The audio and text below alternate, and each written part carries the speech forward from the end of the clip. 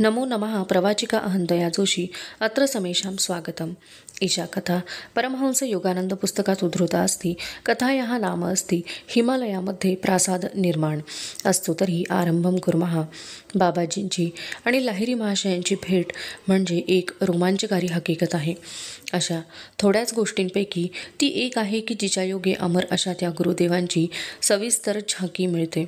ह्या शब्दांनी स्वामी केवलानंदांनी आपली आश्चर्यकारक हकीकत सांगण्यास सुरुवात केली। पहिल्या वेळी जेव्हा त्यांनी ती सांगितली तेव्हा ती ऐकून मी अगदी मंत्रमुग्ध झालो। त्यानंतर ती हकीकत सांगण्याकरता मी माझ्या ह्या संस्कृत शिक्षकांना फार आग्रह करी। पुढे हीच हकीकत श्री युक्तेश्वरांनी जवळजवळ त्याच शब्दात सांगितली। लाहिरी महाशयांच्या ह्या दोन्ही शिष्यांनी ही विस्मयजनक हकीकत आपल्या गुरुजींच्या तोंडून सरळ ऐकली होती। लाहिरी महाशय म्हणाले होते, बाबाजींशी जेव्हा माझी पहिली भेट झाली तेव्हा माझे वय 33 वर्षांचे होते। 1861च्या पावसाळ्यात सरकारच्या मिलिटरी इंजिनिअरिंग खात्यामध्ये माझी अकाउंटंट म्हणून दानापूरला नेमणूक झाली होती। एके दिवशी सकाळी आमच्या ऑफिस मॅनेजरने मला बोलावणे पाठवले। लाहिरी, ते म्हणाले, आपल्या मुख्य कचेरीतून आत्ताच एक तार आली आहे। तुमची बदली राणीखेतला करण्यात आली आहे। तेथे आता एक लष्करी ठाणे ठेवण्यात येत आहे। त्या 500 मैलांच्या प्रवासाला मी एक नोकर घेऊन निघालो। कधी घोडागाडीतून तर कधी घोड्यावरून प्रवास करीत करीत राणीखेत या हिमालयातील गावी आम्हाला पोचायला 3 तास लागले। माझे ऑफिसमधले कामकाज काही विशेष त्रासदायक नव्हते। त्या भव्य गिरीप्रदेशात भटकायला मला बराच वेळ मिळे। तेवढ्यात माझ्या कानांवर अशी बातमी आली की हा भूप्रदेश काही संत महात्म्यांनी आपल्या वास्तव्याने पुनीत केला आहे। त्यामुळे त्यांचे दर्शन घेण्याची मला अगदी तीव्र इच्छा उत्पन्न झाली। असंच एकदा मी 3ऱ्या प्रहराच्या वेळी भटकत असताना माझ्या नावाने तरी मला दुरून मारलेली हाक ऐकून मी आश्चर्यचकित झालो। द्रोणगिरी पर्वतावर मी जोराने चढण्याचे चालू ठेवले। मनात बेचैन करणारा असा विचार चमकून जायचा की जंगलात रात्र पडण्याच्या पूर्वी मी परत फिरू शकेन की नाही। शेवटी मी एका लहानशा मोकळ्या जागेपर्यंत येऊन पोहोचलो। त्याच्या 4 बाजूंना गुहा होत्या आणि तेथे एका कड्याच्या कपारीवर एक स्मितमुखी तरुण मनुष्य उभा असलेला आढळला। तो माझे हाताने स्वागत करीत होता। त्या तरुणाचे माझ्याशी विलक्षण साम्य होते, फक्त त्याचे केस ताम्रवर्णीय होते। हे पाहून मला आश्चर्य वाटले। लाहिरी, आलास तू? त्या महात्म्याने मोठ्या प्रेमाने मला हिंदीत विचारले। ह्या गुहेत जरा विश्रांती घे, मीच तुला ती हाक मारली। मी त्या लहान व्यवस्थित अशा गुहेत शिरलो। त्या गुहेत पुष्कळशा कांबळ्या व काही थोडे कमंडलू ठेवलेले होते। लाहिरी, ते बसायचे आसन तुला आठवते काय? त्या योग्याने कोपऱ्यात घडी करून ठेवलेल्या एका घोंगडीकडे बोट करून दाखविले। नाही महाराज, माझ्या या चमत्कारिक धाडसाने मी गोंधळून गेलो। मी पुढे म्हणालो, रात्र पडण्यापूर्वी मला इथून निघाले पाहिजे। उद्या सकाळी ऑफिसमध्ये मला काम आहे। त्या रहस्यमय योग्याने मला इंग्लिशमध्ये उत्तर दिले, तुझ्याकरता ऑफिस येथे आणले, ऑफिसकरता काही तुला येथे आणलेले नाही। मी आश्चर्याने अवाक झालो। हा अरण्यामध्ये राहणारा बैरागी नुसता इंग्लिशमध्ये सफाईदार बोलत होता एवढेच नव्हे, तर येशू ख्रिस्ताच्या शब्दांमध्येच बोलत होता। माझ्या तारेचा परिणाम झाला ऐकून योग्याच्या या बोलण्याचा मला अर्थ कळला नाही। तेव्हा मी त्याचा अर्थ विचारला, तुला ह्या निर्जन ठिकाणी जे बोलावले ती तार, तुझ्या वरिष्ठ अधिकाऱ्याने तुझी बदली राणीखेतला करावी असे मीच त्याला गुप्तपणे सुचवले। मनुष्य मात्राशी जो तादात्म्य पावतो त्याला सर्व माणसांची मने समजतात आणि मग तो कोणत्याही माणसाच्या मनामधून संदेश पाठवण्याचे काम करू शकतो। नंतर तो पुढे म्हणाला, लाहिरी, ही गुहा तुझ्या परिचयाची नाही का वाटत तुला? ह्या प्रश्नाला मी काही उत्तर देऊ शकलो नाही। गोंधळून गेल्या कारणाने गप्प बसलो। तेव्हा त्या साधू पुरुषाने जवळ येऊन माझ्या कपाळावर सौम्यसा आघात केला। लोहचुंबकासारखा तो स्पर्श झाल्यावर विस्मयकारी प्रवाह माझ्या मेंदूतून वाहू लागला व माझ्या पूर्वजन्मीच्या सुखद स्मृतींचे अवशेष आठवू लागले। आठवते मला, आनंदाच्या हुंदक्यांनी माझा आवाज अर्धा अधिक कुंठित झाला। आपण माझे गुरु, बाबाजी आणि जे सदैव माझे आहात। माझ्या मनामध्ये पूर्वस्मृतींची दृश्ये दिसू लागली आहेत। अगदी स्पष्टपणे माझ्या मागच्या जन्मी मी या गुहेमध्ये कित्येक वर्षे काढली आहेत। कधीही पुसल्या न जाणाऱ्या अशा पूर्वस्मृतींनी मला भारावून टाकले। तेव्हा साश्रू नयनांनी माझ्या गुरुदेवांचे मी पाय धरले. तू परत येशील म्हणून 30 वर्षांवर मी तुझी सारखी वाट पाहत आहे. दिव्य प्रेमाने बाबाजींच्या आवाजाला नाद येऊ लागला. मरणापलीकडील आयुष्याच्या वादळी लाटांमध्ये तू निसटलास व नाहीसा झालास. तुझ्या कर्माच्या जादूच्या कांडीने तुला स्पर्श केला आणि तू गायब झालास. तुला जरी मी दिसेनासा झालो असलो तरी तू मला कधीही दिसेनासा झाला नाहीस. त्या देदीप्यमान अशा सूक्ष्म विश्वसागरावर मी तुझा सारखा पाठलाग केला. ह्या सागरावरून देवदूत नेहमी इतस्ततः संचार करीत असतात. अंधेरी येवो, वादळ येवो, लाटांचे तांडव सुरू हो, विजांचा चमचमाट सुरू हो, सगळ्या परिस्थितीतून जशी एखादी पक्षीण आपल्या पिल्लाला उरापोटाशी धरून सांभाळून घेत असते त्याप्रमाणे मी तुझ्या सारखा पाठीशी होतो. गर्भावस्थेतून बाहेर पडल्यावर अर्भक म्हणून रांगू लागल्यावर माझे डोळे सतत तुझ्यावर लागून राहिलेले होते. लहानपणी घोरणी नदीच्या वाळवंटात पद्मासन घालून तू ध्यान करण्याकरता बसावयाचास त्यावेळी तुझ्या त्या सानुल्या आकृतीवर माझी सारखी नजर राहावयाची. मी अदृश्य अवस्थेत हजर असे. महिने न महिने, वर्षानुवर्ष मी तुझी सतत संथपणे वाट पाहिली, ती आजपर्यंत. आज तो पूर्णावस्थेचा दिवस उगवला. आता तू मला भेटलास, फार छान झाले. ही तुझी पूर्वीची गुहा, तुझी आवडती. पहा मी कशी स्वच्छ करून तुझ्याकरता तयार करून ठेवली आहे. हे तुझे पवित्र असे कांबळ्याचे आसन. या आसनावर बसून ईश्वर प्रेमाने वृद्धिंगत होणारे हृदय तू पूर्वी दररोज भरून टाकीत असत. हा घे तुझा पितळेचा पेला. चकचकीत करून ठेवला आहे मी तो, कारण तू केव्हा तरी येथे येऊन पिण्याकरता तो वापरशील. माझ्या राजसा आत्मन समजले का तुला आता? गुरुजी, मी काय बोलणार? मी मोडक्या तोडक्या आवाजात पुटपुटलो. ज्या प्रेमाला कधी अंत नाही असे हे प्रेम कधी कोणी पाहिले आहे काय? मी माझ्या गुरुदेवांकडे जीवन आणि मरण अशा दोन्ही अवस्थातून त्या माझ्या चिरंतन भांडाराकडे बराच वेळ भारावलेल्या नजरेने सारखा पाहू लागलो. लाहिरी, तुला शुद्ध करायला हवे. ह्या पेल्यातील तेल पी आणि नदीच्या वाळवंटात जरा पडून राहा. बाबाजींची व्यावहारिक सुज्ञता ही नेहमी अशी दृष्टोत्पत्तीस यायची हे माझ्या चटकन ध्यानात आले व मी त्या पूर्वस्मृतीने चटकन स्मितसे केले. मी त्यांची आज्ञा पाळली. सभोवारती बर्फाळ हिमालयातील रात्र जगतावर आपले अवगुंठन घालीत होती तरी एक प्रकारचा उपदार सुखद चैतन्य प्रवाह माझ्या नसानसातून शरीरातून वाहू लागला. मी आश्चर्य करू लागलो. त्या अनोळखी अशा तेलामध्ये ऊब देण्याचे दिव्य सामर्थ्य होते काय? सभोवार अंधकाराचे साम्राज्य पसरलेले होते. त्यात भयाण वारे माझ्या अंगाला झोडपून काढीत होते व ते किंचाळी फोडत मला भीषण आव्हान देत होते. गोगाश नदीच्या खडकाळ किनाऱ्यावर हातपाय पसरून मी पहुडलो होतो. नदीच्या गार अशा बारीक लाटा माझ्या अंगाखांद्यावर येत होत्या. जवळपास जंगलातून वाघांच्या डरकाळ्या ऐकू येत होत्या. पण माझ्या हृदयाला भीती अशी काही वाटली नाही. ज्या दिव्य शक्तीचा प्रादुर्भाव माझ्यामध्ये झाला होता तिने मला जणू असे आश्वासन दिले होते की तुझ्यावर कोणी काही हल्ला करणार नाही. किती 1 तास जलद निघून गेले. पूर्वजन्माच्या अंधुक झालेल्या स्मृती पुनः ताज्या तवान्या होऊन माझ्या साक्षात्कारी गुरुची ही जी आज भेट घडून आली त्या उत्कृष्ट प्रसंगाच्या संदर्भाने नवीनपणे विणल्या जाऊ लागल्या. जवळ येत जाणाऱ्या पावलांच्या आवाजाने माझ्या ह्या एकांतात चाललेल्या गुंजनामध्ये व्यत्यय आला आणि त्या अंधारात एका माणसाच्या हाताने मला उभे राहण्यास मदत केली आणि काही कोरडे कपडे दिले.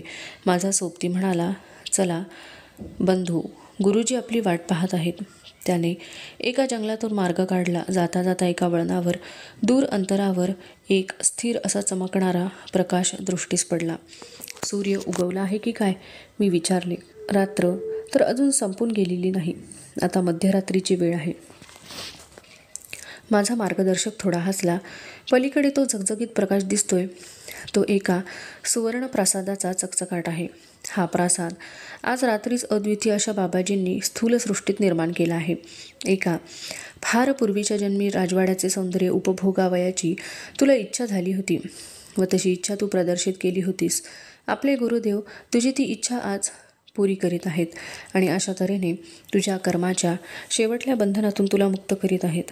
तो पुढे म्हणाला, आणि ह्या भव्य प्रासादात आज रात्री तुझा क्रियायोगाचा दीक्षाविधी होणार आहे आणि ह्या तुझ्या दीर्घ अज्ञातवासाच्या अंती होणाऱ्या भव्य स्वागतामध्ये भाग घेण्याकरता तुझे हे सगळे गुरुबंधू उपस्थित होणार आहेत. सावधान. आमच्या दृष्टीसमोर एक भव्य प्रासाद उभा होता. त्यावरील सुवर्ण चकाकत होते. असंख्य रत्नांनी त्या प्रासादाला अलंकृत केलेले होते. सुशोभित अशा मोकळ्या उपवनामध्ये तो उभारलेला होता. त्याचे प्रतिबिंब जलाशयाच्या निश्चल पाण्यामध्ये उमटत होते. त्या अप्रतिम भव्य सौंदर्याची शोभा काय वर्णावी. त्या प्रासादातील उंच उंच कमानींवर जागोजाग मोठमोठे हिरे, इंद्रनीलमणी व बाजूचे खडे जडवलेले होते. दरवाजांवरती माणिकाचे लाल खडे चकाकत होते. त्या दरवाजांवरती देवदूतासारखे दिसणारे रखवालदार उभे होते. माझ्या सोबत्याबरोबर मी पुढे चालू लागलो. आम्ही एका भव्य अशा दिवाणखान्यात आलो.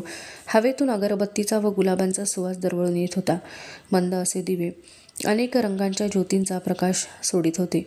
भक्तगणांचे लहान लहान जमाव, काही गौरवर्णीय, काही श्यामवर्णीय, हळू आवाजात गीतगान करीत होते किंवा ध्यानाच्या आसनामध्ये बसून आंतरिक शांततेचा अनुभव घेत होते. सगळ्या वातावरणात एक तऱ्हेचा स्पंदायमान होणारा आनंद भरून राहिला होता. डोळे भरून पहा. ह्या प्रासादाच्या कलापूर्ण वैभवाने मन संतोषित कर, कारण हा सगळा प्रासाद तुझ्या गौरवार्थ निर्माण करण्यात आला. माझ्या मार्गदर्शकाने माहिती दिली. मी जेव्हा आश्चर्याने उद्गार काढले तेव्हा त्याने सहानुभूतीपूर्वक स्मित केले. बंधू, मी म्हणालो, ह्या वास्तूचे सौंदर्य माणसाच्या कल्पनेच्या मर्यादेला सुद्धा मागे टाकणारे आहे. तो कसा निर्माण केला त्याचे गुपित मला कृपा करून समजावून सांग. आनंदाने मी तुला ती माहिती पुरवीन. माझ्या सोबत्याचे काळेभोर डोळे सुज्ञतेच्या आविर्भावाने चमकले. येथे प्रासाद जो निर्माण केला आहे तो कसा केला गेला हे समजावयास काही अवघड नाही. हे सारे विश्व विधात्याच्या विचारातून निर्माण झालेले आहे. ही पृथ्वी म्हणजे अंतरिक्षात तरंगत राहणारे असे एक ढेकूळ आहे. ते म्हणजे परमेश्वराचे एक स्वप्न आहे. ज्याप्रमाणे मनुष्य आपल्या स्वप्नामध्ये निरनिराळे प्राणी व एक स्वप्नसृष्टी निर्माण करतो आणि त्या सृष्टीमधील प्राण्यांमध्ये प्राणशक्ती भरतो, त्याप्रमाणे परमेश्वराने ह्या सर्व गोष्टी आपल्या मनातून निर्माण केल्या. ही पृथ्वी अशा तऱ्हेने प्रथम परमेश्वराच्या कल्पनेतून निर्माण झाली. नंतर परमेश्वराने त्या कल्पनेला चालना दिली. त्यानंतर अणुशक्ती आणि वस्तू मात्र अस्तित्वात आले. नंतर त्याने पृथ्वीच्या अणुपरमाणूंना एका घन गोलाच्या साच्यात बसवले. ह्या गोलातील सर्व अणू परमेश्वराच्या इच्छेच्या कारणामुळे एकत्र घट्ट असे धरून ठेवले जातात. ज्यावेळी परमेश्वर आपली इच्छा परत घेतो, काढून घेतो, त्यावेळी पृथ्वीचे हे अणुपरमाणू आपोआप विरळ होतात व त्यांचे शक्तीमध्ये रूपांतर होते. अणुशक्ती परत आपल्या उगमाप्रत येते. तो उगम म्हणजेच चैतन्य, जाणीव. अशा तऱ्हेने कल्पनारूप पृथ्वी जड स्वरूपातून नाहीशी होते. स्वप्न स्रष्ट्याच्या अंतर्मनाच्या विचारामुळे स्वप्नाचा विषय हा स्थूल स्वरूपात निर्माण होतो. जेव्हा कल्पनांना एकत्र आणणारा तो विचार जागृत अवस्थेमध्ये बाहेर खेचला जातो तेव्हा ते स्वप्न आणि ती स्वप्न सृष्टी विसर्जन पावते. मनुष्य डोळे मिटतो आणि मनाने एक स्वप्नसृष्टी निर्माण करतो. तो जेव्हा जागा होतो तेव्हा ती स्वप्नसृष्टी आपोआप नाहीशी होते. ह्या कृतीमध्ये मनुष्य दिव्य शक्तीच्या रचनात्मक कृतीचेच अनुकरण करतो. त्याचप्रमाणे मनुष्याला विश्वचैतन्याचे दर्शन झाले म्हणजे या भौतिक जगाच्या मायावी सृष्टीचे आपोआप विसर्जन होते. अमर्याद अशा कामधेनूसारख्या इच्छाशक्तीची एकरूप झाल्याने बाबाजी आपल्या आज्ञेनुसार मूलतत्वांच्या अणुपरमाणूंना एकत्र आणून त्यातून कोणत्याही आकाराची स्थूल आकृती निर्माण करू शकतात. हा जो सुवर्णप्रासाद एका क्षणात निर्माण केला तो खरोखरीचाच आहे. जशी ही पृथ्वी खरोखरीची आहे तितकाच हा प्रासादही खराखुरा आहे. ज्याप्रमाणे परमेश्वराने आपल्या कल्पनेमधून ही सृष्टी निर्माण केली व आपल्या इच्छाशक्तीने ती स्थूल रूपात धरून ठेवली, त्याप्रमाणे हा सुंदर प्रासाद बाबाजींनी आपल्या मनाने निर्माण केलेला आहे. तो पुढे म्हणाला, या प्रासादाचे कार्य झाले म्हणजे बाबाजी तो नाहीसा करून टाकतील. मी आश्चर्ययुक्त भीतीने नुसता वासून उभा राहिलो. तेव्हा त्या मार्गदर्शकाने हात पुढे करून मला दाखविले. हा झगमगणारा रत्नजडित व सुशोभित केलेला प्रासाद काही मानवी प्रयत्नाने तयार केलेला नाही. त्यातील सोने व रत्ने ही काही कुठल्या खाणीतून मेहनत करून काढलेली नाहीत. तो हा असा डोंगरासारखा उभा आहे, जणू तो मनुष्याला प्रचंड असे आव्हानच देत आहे. जो कोणी आपणा स्वतःला ईश्वराचा पुत्र असे म्हणवून घेत असेल आणि त्याला तशी अनुभूती झाली असेल, जशी बाबाजींना झाली, तशी त्याला कोणतेही ध्येय आपल्या स्वतःमध्ये सुप्त अशा अमर्याद शक्तीने प्राप्त होऊ शकेल. एक साधासुधा दगड घ्या, त्याच्यामध्ये अवाढव्य अशी अणुशक्ती सुप्तपणे वास करीत असते. एवढेच काय, पण हलक्यातला हलका असा जरी प्राणी घेतला तरी त्याच्या ठिकाणी ईश्वरी शक्ती सुप्तपणे वास करीत असते. नंतर त्या साधूने जवळच्या एका टेबलावरून एक सुंदर फुलदाणी उचलली. तिची मूठ जडवलेल्या हिऱ्यांनी चकाकत होती. तो पुढे सांगू लागला, आमचे जे परमगुरू आहेत त्यांनी करोडो विश्वकिरणांना स्थूल रूप करून हा प्रासाद निर्माण केला आहे. ह्या फुलदाणीचा व तिच्यावरील हिऱ्यांचा स्पर्श घे. हे हिरे इंद्रियजन्य स्पर्शाच्या सगळ्या कसोटीला खरे उतरतील. मी ती फुलदाणी निहाळून पाहिली. त्यावरील रत्ने एखाद्या राजाच्या जवाहीर खान्यात शोभण्यासारखी होती. मी दालनातील भिंतीवरून हात फिरवला. त्या भिंतीवर चकाकणारे सोन्याचे जाड असे पत्रे पसरलेले होते. माझ्या मनाला अत्यंत समाधान वाटले. भूतकाळातील अनेक जन्मांपूर्वीची एक दाबलेली वासना, इच्छा आत्ताच हा प्रासाद पाहिल्यावर पुरी झाली आणि ती वासनाही त्याबरोबर नाहीशी झाली. माझ्या त्या दरबारी सोबत्याने मला शोभिवंत कमानीतून आणि गॅलरीमधून नेऊन मोठमोठ्या दिवाणखान्यातून फिरवले. ह्या दिवाणखान्यांमध्ये नाना तऱ्हेचे बैठकीचे सामान एखाद्या बादशहाच्या महालासारखे सजवलेले होते. आम्ही एका भव्य दिवाणखान्यात प्रवेश केला. त्याच्या मध्यभागी एक सिंहासन होते. त्याला रत्ने जडवलेली होती. त्या रत्नांचा विविध रंगांचा प्रकाश सभोवार पसरलेला होता. तेथे पुरुषोत्तम रूपी बाबाजी पद्मासन घालून बसले होते. त्यांच्या पायांशी त्या चकाकणाऱ्या जमिनीवर वाकून मी त्यांना प्रणाम केले. लाहिरी सुवर्णप्रासाद पाहण्याची तुझी स्वप्नातील इच्छा अजून तृप्त झाली नाही काय? माझ्या गुरुजींचे डोळे त्यांच्या स्वतःच्या इंद्रनील मण्याप्रमाणे चमकत होते. उठ, जागा हो.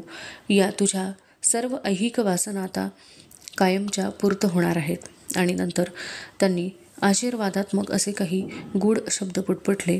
बेटा, उठ. ईश्वराच्या साम्राज्यात प्रवेश करून देणाऱ्या क्रियायोगाची दीक्षा घे. बाबाजींनी आपले हात पुढे केले. तत्क्षणी होमाग्नी प्रकट झाला. सभोवार फळे व फुले ठेवली होती. त्या वेदीतील अग्निनारायणासमोर मोक्षदायक असे हे योगतंत्र मी ग्रहण केले. क्रियायोगाच्या दीक्षेचे विधी पहाटेच्या सुमारास संपले. माझ्या त्या समाधी अवस्थेमध्ये मला झोपेची जरूरच वाटली नाही. मी त्या प्रासादाच्या निरनिराळ्या दालनातून हिंडलो. जे मूल्यवान खजिने उत्कृष्ट कलाकृतीने परिपूर्ण होते. मी बागेत गेलो. बागेशेजारीच काल पाहिलेल्या त्या गुहा व डोंगरांचे अनावृत खडक माझ्या दृष्टीस पडले. परंतु ते त्या भव्य प्रासादाला व त्यावरील फुलझाडांनी भरलेल्या गच्ची वगैरेंच्या अगदी जवळ चिकटलेले असे दिसत नव्हते. नंतर पुनः मी प्रासादात प्रवेश केला. त्या थंडगार अशा हिमालयाच्या सूर्यप्रकाशात तो चमकत होता. मी गुरुजींच्याकडे गेलो. ते तसेच सिंहासनावर बसलेले होते आणि त्यांच्या भोवती शिष्य समुदाय शांतपणे बसलेला होता. लाहिरी, तुला भूक लागली आहे, बाबाजी पुढे म्हणाले. डोळे मीट. मी जेव्हा डोळे उघडले तेव्हा तो अद्भुत प्रासाद आणि ती उपवने नाहीशी झालेली होती. नाहीशा झालेल्या प्रासादाच्या जागेवर उघड्या जमिनीवर माझे शरीर उभे होते व बाबाजी आणि त्यांचे शिष्य ह्यांच्याही शरीराकृती त्या जमिनीवर बसलेल्या होत्या. त्या गिरीकंदरांमधील गुहांच्या तोंडाशीच आम्ही बसलो होतो. सूर्यप्रकाशामुळे त्या चांगल्याच उजळल्या होत्या. नंतर माझ्या ध्यानात आले की माझा मार्गदर्शक मला म्हणाला होता की हा प्रासाद स्थूल स्वरूपातून नाहीसा केला जाईल आणि त्या स्थूल वस्तूत कोंडून ठेवलेले अणुपरमाणू जेथून ते बाहेर खेचून आणले होते त्या विचार कल्पनांमध्ये पूर्ववत निघून जातील. मी जरी आश्चर्याने स्तब्ध झालो असलो तरी गुरुजींच्याकडे मी पाहत होतो. त्यांचा मला आधार वाटत होता. ह्या चमत्कारांच्या दिवशी आता पुढे काय घडून येणार आहे हे मला कळेना. ज्या कार्याकरता हा प्रासाद उभा केला होता त्या कार्याची पूर्तता झाली आहे, बाबाजींनी स्पष्ट केले. नंतर त्यांनी जमिनीवर ठेवलेले एक मातीचे पात्र उचलले. ह्या पात्रावर हात ठेव आणि पाहिजे तो खाण्याचा पदार्थ घेऊन घे. मी त्या पसरटशा मोकळ्या भांड्यावर हात ठेवला. त्याबरोबर तूप लावलेल्या चपात्या, भाज्या व मिष्टान्नाचे पदार्थ समोर आले. ते खात असताना मी पाहिले की पात्र सदा भरलेलेच राही. माझे जेवण संपल्यावर पाण्याकरिता मी इकडे तिकडे पाहिले. गुरुदेवांनी माझ्या समोरच्या पात्राकडे बोट केले. त्यातील खाण्याचे पदार्थ नाहीसे झाले आणि त्यांच्याऐवजी त्यात आता पाणी होते. फारच थोड्या मर्त्या माणसांना माहीत असते की ईश्वराच्या राज्यात सर्व भौतिक वासनांच्या पूर्तीचा समावेश होत असतो. बाबाजी म्हणाले, हे जे ईश्वरी राज्य आहे ते पृथ्वीपर्यंत पोहोचलेले आहे, परंतु पृथ्वी ही मायावी आभासमय असल्याकारणाने तिच्यात सत्य स्वरूपाच्या तत्वाचा अंतर्भाव होत नाही.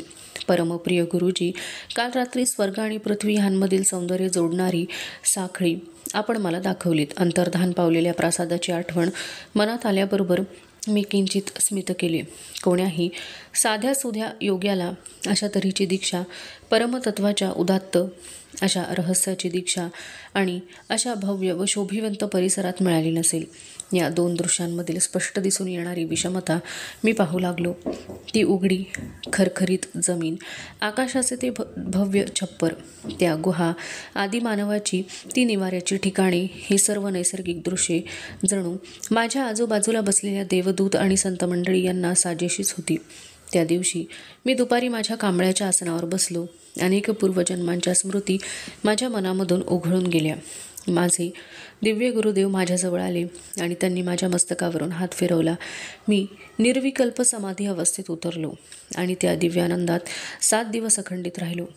आत्मज्ञानाच्या एकामागून एक अशा स्तरांच्या पायऱ्या ओलांडीत मी सत्य तत्वाच्या अमरधामाप्रत जाऊन पोहोचलो. मायेची सर्व बंधने तुटून पडली, मर्यादा ओलांडल्या गेल्या. माझा आत्मा विश्वचैतन्याच्या वेदीवर भक्कम रीतीने संस्थापित झाला. 8व्या दिवशी मी गुरुदेवांच्या चरणांवर पडलो. ह्या पवित्र अरण्यामध्ये मला सदैव आपल्यापाशीच ठेवून घेण्याची मी त्यांना विनवणी केली. बाबाजींनी मला आलिंगन दिले व ते म्हणाले, बेटा, ह्या जन्मी तुला कार्य जनसंमर्दांमध्ये राहून त्यांच्या डोळ्यांना दिसेल असे करावयाचे आहे.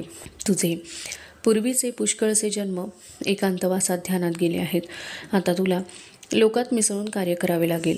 ह्या जन्मी तुझे लग्न होऊन, मुले बाळे होऊन, कामधंदा केल्यानंतर, बरीच वर्षे लोटल्यानंतर तुझी माझी भेट झाली.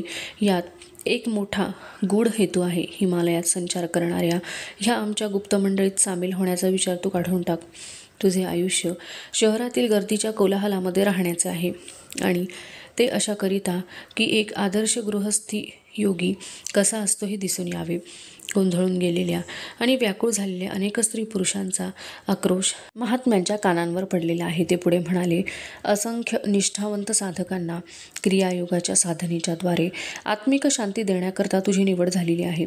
कौटुंबिक बंधनांनी जखडलेल्या आणि जगाच्या संसारात कर्तव्य करीत राहिलेल्या अशा लोकांना तुझ्यापासून एक नवीन दिलासा मिळेल, कारण तू त्यांच्यासारखाच गृहस्थी असून संसार करीत आहेस. तू त्यांना असे समजावून सांगावेस की संसारी मनुष्याला सुद्धा अत्युच्च अशी योगसाधना अप्राप्य नाही. या जगात राहून सुद्धा जो योगी आपले कर्तव्य व जबाबदाऱ्या सचोटीने पार पाडतो आणि ते करताना कोणताही वैयक्तिक हेतू किंवा कोणतीही वैयक्तिक वासना मनात ठेवीत नाही, त्या योग्याला अंतिम मुक्तीचा मार्ग मोकळा असतो. तुला हे जग सोडून जावयास तसे काही जरुरीचे कारण नाही, कारण आंतरिकरित्या तू कर्माचे बंधन अगोदरच तोडून टाकलेले आहेस.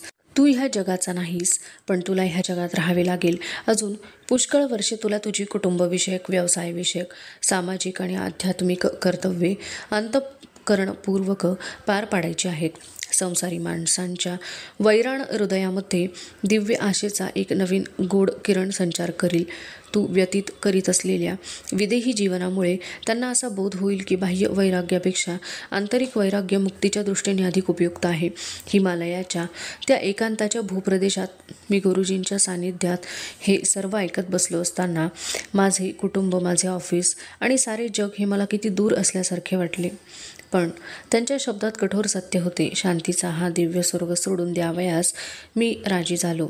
नंतर बाबाजींनी गुरुकडून शिष्याला ह्या योगविद्येचे ज्ञान देण्याचे पुरातन तांत्रिक कडक असे विधिनियम समजावून दिले. ही क्रियायोगाची गुरुकिल्ली फक्त अधिकारी शिष्यांसच तू द्यावीस. बाबाजी म्हणाले, जो दिव्य तत्वाच्या शोधार्थ सर्वस्वाचा त्याग करावयास बद्धवचन झालेला आहे, तोच फक्त ध्यानविद्येच्या साधनेने ह्या जीविताचे अंतिम गोड रहस्य उकलून काढण्यास योग्य असा आहे. गुरुजी, आपण देवदूत आहात. ह्या नष्ट झालेल्या क्रिया योग साधनेचे पुनरुज्जीवन करून आपण अगोदरच मनुष्य मात्रावर अगणित उपकार करून ठेवले आहेत, तर आता त्या विद्येचा उपयोग अधिक लोकांना व्हावा या हेतूने ती विद्या प्रदान करण्याविषयी शिष्यत्वाच्या पात्रतेसंबंधीचे कडक नियम जरा शिथिल करून मनुष्य जातीवर आणखीन थोडे उपकार आपण कराल काय? मी बाबाजींकडे विनवणी करून आतुरतेने पाहू लागलो. मी प्रार्थना करतो, ही क्रियायोग दीक्षा सर्व निष्ठावंत साधकांना, जरी ते सुरुवाती सर्वस्वाचा आंतरिक त्याग करायची शपथ घेऊ शकले नाहीत, तरी प्रदान करण्याची आपण मला अनुज्ञा द्यावी. ह्या जगातील संसारी स्त्री पुरुष त्रिविध तापांनी पळलेले आहेत. त्यांना खास अशा प्रोत्साहनाची जरुरी आहे. जर त्यांना क्रियायोगाच्या दीक्षेपासून वंचित केले तर ते मोक्ष मार्गाकडे जावयास कधीही प्रयत्न करणार नाहीत. तथास्तु. तुझ्या मुखातून परमेश्वरानेच आपली इच्छा प्रगट केली. जे विनम्रपणे मदतीची याचना करतील त्या सर्वांना क्रियेची दीक्षा प्रदान कर. परमदयाळू गुरुदेवांनी अशा शब्दात उत्तर दिले. नंतर काही वेळ स्तब्ध राहून बाबाजी बोलू लागले. तुझ्या प्रत्येक शिष्यात भगवद्गीतेतील पुढील श्लोक वचनाचा व्यापक अर्थ समजावून सांग. स्वल्पमप्यस्य धर्मस्य त्रायते महतो भयात. ह्या धर्माचे किंवा धर्माचरणाचे किंचित जरी पालन केले तरी महत् भयापासून तुझे रक्षण होईल. पुनर्जन्माच्या चक्राच्या फेऱ्यातून जात असताना होणाऱ्या अनंत यातना म्हणजे महद्भय. दुसऱ्या दिवशी सकाळी निरोप घेण्याच्या वेळी गुरुजींच्या चरणांना मी जेव्हा नमस्कार केला त्यावेळी त्यांना सोडून जाण्यास मी अगदी अनुत्सुक आहे हे त्यांनी आजमावले. बेटा, माझ्या लाडक्या, आपणा दोघांमध्ये वियोग असा कधी होणारच नाही. त्यांनी प्रेमळपणे माझ्या खांद्यावर हात ठेवला. म्हणून तू जेथे असशील आणि जेथे तू मला बोलावशील तेव्हा मी ताबडतोब तुला भेटावयास येईन. या आश्चर्यप्रद वचनाने, आश्वासनाने माझे समाधान झाले. दिव्य अशा ईश्वरी साक्षात्काराने समृद्ध होताना मी त्या गिरीशिखरावरून खाली येऊ लागलो. ऑफिसमध्ये परत गेल्यावर माझ्या सहकाऱ्यांनी माझे चांगले स्वागत केले. त्यांची अशी समजूत झाली होती की मी हिमालयाच्या अरण्यात नाहीसाच झालो. हेड ऑफिसमधून लवकरच एक पत्र आले. लाहिरी यांना दानापूरच्या ऑफिसमध्ये पाठवून द्यावे असा त्यातील मजकूर होता. राणीखेतला त्यांची चुकून बदली केली गेली. दुसऱ्याच मनुष्याला राणीखेतचे काम करावयास पाठवायला पाहिजे होते. हिंदुस्थानाच्या अगदी शेवटच्या टोकाला मला घेऊन जाणाऱ्या घटनेच्या परस्पर विरोधी गुप्त प्रवाहांचा मी जेव्हा विचार करू लागलो तेव्हा मला हसू आले. दानापूरला जाण्यापूर्वी मी काही दिवस मुरादाबादला एका बंगाली कुटुंबामध्ये घालवली. 6 माणसे माझे स्वागत करावयास एकत्र जमली होती. आध्यात्मिक विषयांकडे मी जेव्हा बोलण्याचा रुख वळविला तेव्हा आमच्या यजमानाने उदासपणे एक वक्तव्य केले. ओ, आता हिंदुस्थानात संत महात्मे असे दिसतच नाहीत. बाबूजी, मी जोराने विरोध केला. ह्या भूमीवर आजसुद्धा असे संत महात्मे जरूर आहेत. अतिउल्हासाच्या आवेशामध्ये हिमालय प्रदेशात मी अनुभवलेल्या चमत्कारिक प्रसंगांचे वर्णन करण्याची मला प्रेरणा झाली.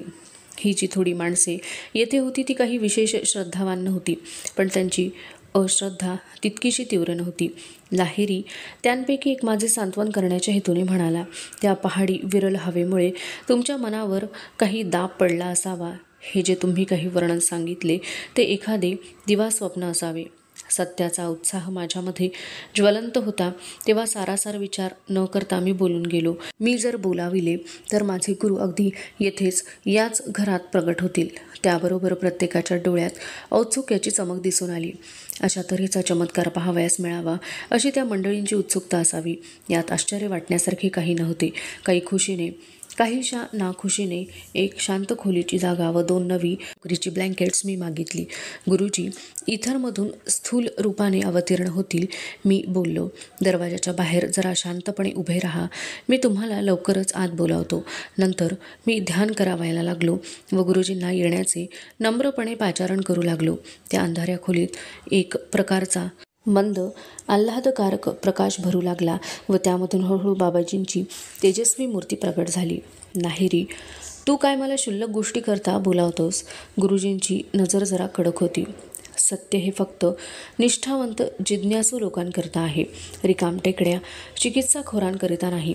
जेव्हा एखादी वस्तू प्रत्यक्ष डोळ्यांना दिसते तेव्हा ती कोणी नाकबूल करीत नाही. अतींद्रिय सत्य पाहण्याकरता पात्रता पाहिजे. नैसर्गिक भौतिक संशयी वृत्तींवर ज्याने पूर्ण ताबा मिळवलेला आहे अशांनाच ते फक्त दिसते.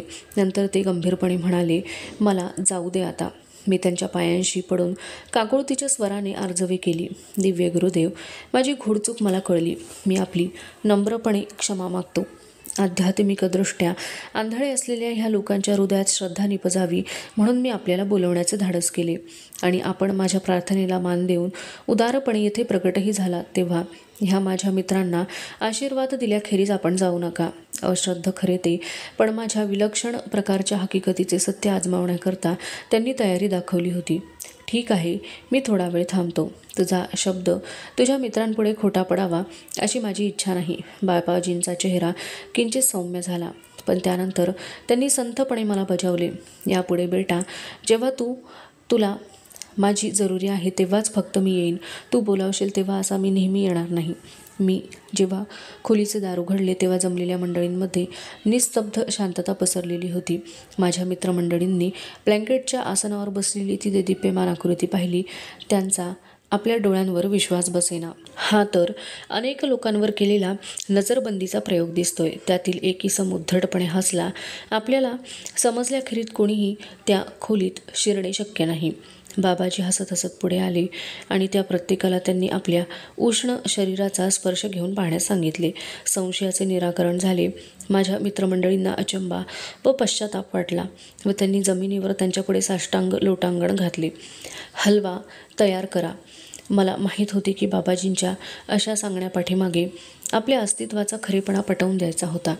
ज्यावेळी हलवा तयार होत होता त्यावेळी गुरुजी सगळ्यांशी मोकळेपणाने गप्पा मारित होते. संत महात्म्यांच्या चमत्कार शक्तीबद्दल संशय घेणाऱ्या अश्रद्ध लोकांच्या मनोवृत्तीत आध्यात्मिक फरक पडून आला. आमचे खाणे आटोपल्यावर बाबाजींनी आमच्यापैकी प्रत्येकाला आशीर्वाद दिला.